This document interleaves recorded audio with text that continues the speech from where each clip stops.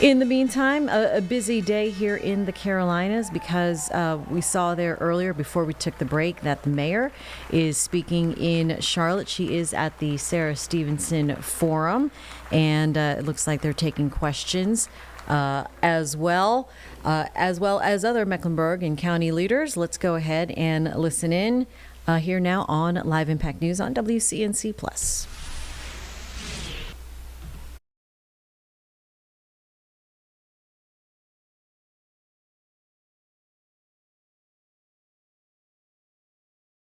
All right, we are just waiting for the audio from the Sarah Stevenson Forum. Let's go ahead and here we go. We're back in it. When you talk about this road expansion, and I'll do the best I can, Ms. Natural, for 30 seconds.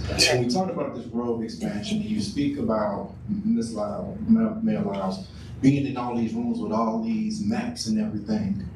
In my opinion, you're the highest ranking person in this room when it comes to these things. You know the area and the town that has been gentrified and the black people in the community in that area. What do you do? Because I recognize that you don't just have this area to say that you're covering. You have Valentine, you have, South Park, and those people don't care. So what do you do in these situations? What do you say in those rooms where the room doesn't look like this?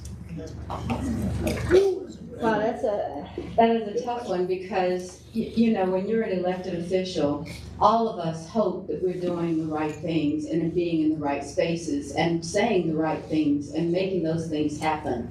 So what I would say is that for me, I look at every aspect of what we're doing, and we are working really hard on making that more equitable and making it possible. But if you want to know in terms of where we are and what kind of programs we have, these programs are all the same. I think that when you think about the East Side, they have just as many of those issues that we have in terms of where are the sidewalks? Where are the things for the kids to do? I mean, it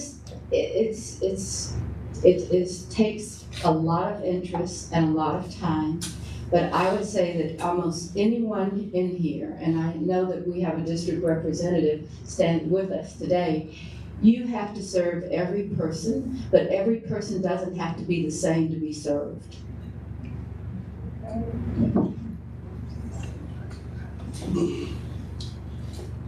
Michael McManus, you know the name McManus. My only concern, really, my question would be, because he had a great point, you are the head. So when we driving past these homeless people, and for me, I own my own business, but then yes, it's still, if I'm not gay or a woman, I don't get the type of resources or help that, everybody else, I filled out for grants, but what was it, open to some grant? I knew you was gonna say that. But my question is, what do we do? It's like y'all got a plan, but where's the action? You could talk all day. Okay, put your feet on the street. Okay, thank you. Oh, I bet. Yeah. Right here. I ain't got no shame. Okay. Who's next? What was the question? No answer.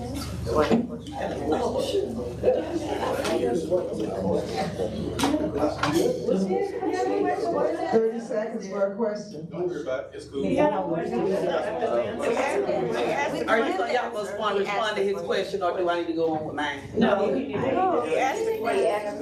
He asked the question. What is the question? Y'all go ahead. Mr. McManus, what's the action to go along with the plans of the question? If you could. Can anybody address that question? What's the action? Y'all know what the question is? No.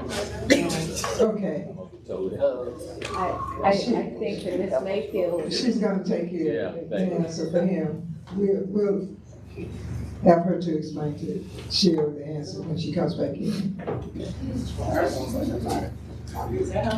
Okay, my question is, since they're building, making, expanding the tolls and the roads, sometimes you can't really read those tolls when as they be expanded. And by the end of the year, you go back and, you renew your tags for the year. And I think it's like $5 or something when you use the toll. By the time you go pay your taxes, it's $300. So what are y'all gonna do to make sure that they are not overpricing when you do take the tolls, because they're not cheap and they are fees? And how much y'all wanna pay on my ass, cause I got $300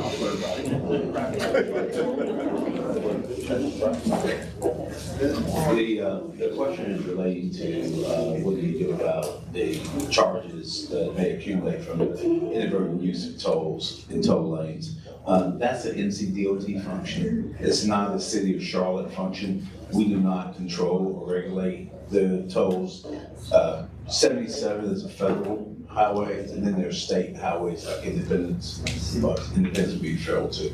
But so we do not have the authority to regulate those roads and the tolls that are covering those. But I get the same bill. If I'm not mistaken, that is a private partnership with I-77 Partners, who decides the price of the admission, I guess, right? Yeah, what they do is they do a revenue study, or traffic and revenue study that determines what the volume will create and the amount of the revenue that will be generated, and then they then use those revenues to pledge against a revenue bond, a debt, to finance the overall construction. They did go recently and do a private contract with a private company to actually run and construct the roads as a private partnership, public-private partnership. They'll construct it, they'll get the revenues out of it, they'll pay for their debt, and then they'll have a profit margin to go into that. The private company's getting the money for 50 years. Water. Somebody you opened the door when he said, "Can I get an amen?" So my question is, what's your thoughts on having, my name is Mike Lilly, what are your thoughts on possibly having a council member who is responsible for communicating with our churches, because our pastors in our church has a tremendous influence on the people. And there's far more people in the church than are in here.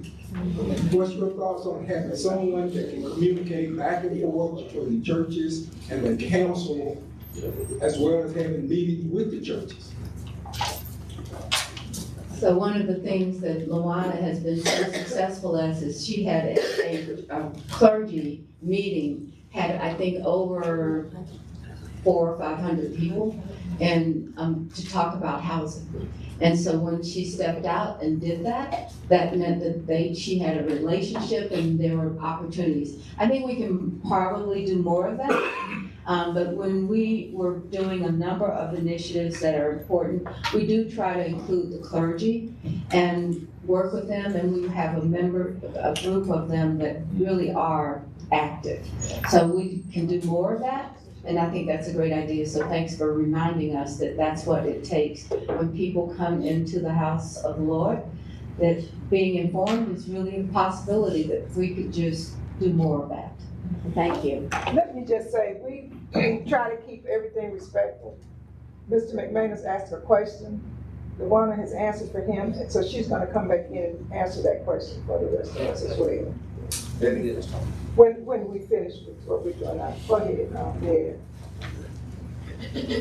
I just wanted to, Mary Johnson, Deerbrook Neighborhood Association. This is kind of difficult for me because I remember when I-77 plowed through my neighborhood. And I'm not sure if anybody in here was affected like my neighborhood. Darnell? Yeah, Darnell. And I just remember the elders in the neighborhood getting together, talking about what was happening. And at the end of the main street, there was a lake, and you could also walk to J.T. Williams Junior High School at the time. You could walk there, and because my sister walked there. And they plowed through and took houses from the last street in my neighborhood. And my mother was a teacher over at Irwin, it was Irwin Junior High School at the time. And there's a graveyard that's right behind the school.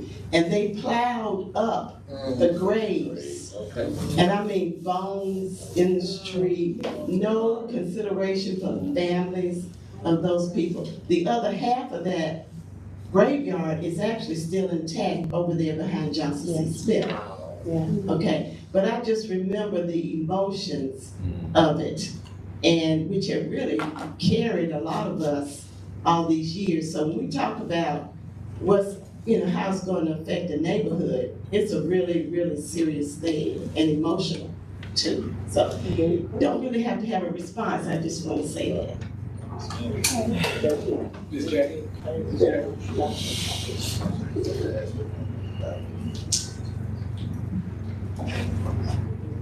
My question goes back to that 18 to 24-year-old when it comes to economic development. Some of those students or some of those young people who were having issues are now 25 to 30. And they have not had opportunities. So if some way that those folk who are older can be considered also, that would be great. Now there's that great program you have with the water department, with Angela over there, but it's a small program. I mean, it's very competitive, folk can't get in, but if older persons are retiring from the city, that kind of training would be great.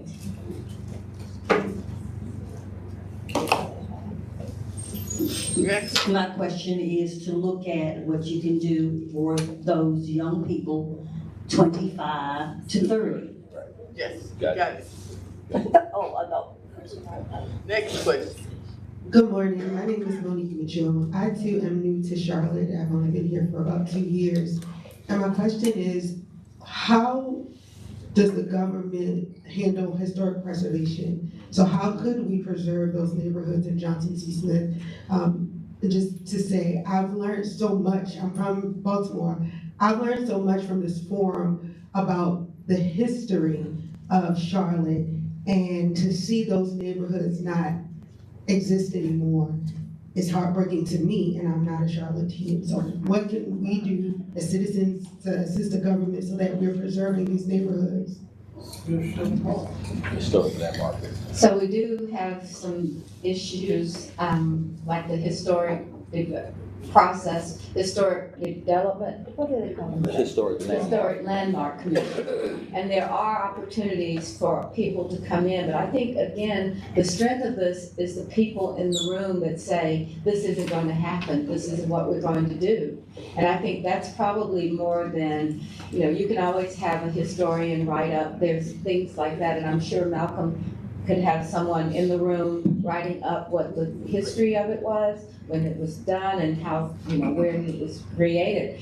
But I think it still requires that steadiness of conversation and going in and making sure, I know that there are sororities and fraternities that go up to Raleigh all the time, and they have something that they've decided on, and they stick with it, and they walk it through, and they make sure that they see legislators that can influence that.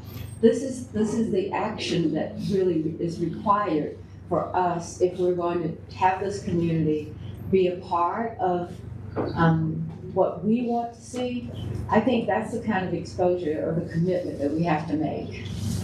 Mayor, I'll just add, because I want to give information and inform. Historic Landmarks Commission is a process. The citizens on the west side have exercised it in Oakland Park and Quarry Heights. What it does, though, it just imposes upon those neighbors and those property owners the requirements to preserve the architecture of that property from an external perspective, and it does not allow alterations of that external part of the property without board approval. It can result in increased costs of maintenance to the property owners.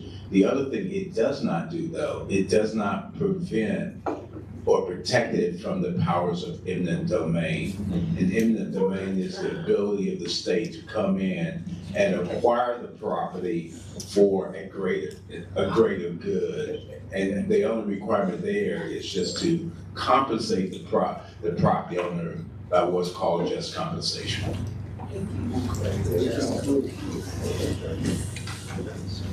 So I wanted to sit with this for a little bit before I got up and made a comment. There was something that was said earlier about District 6 or South Park. At 9:45, we are going to take a break. We'll get you back out to the Sarah Stevenson Forum with the mayor and other Mecklenburg County leaders there answering questions from what appears to be standing room only. We'll get there shortly here on Live Impact News on WCNC+.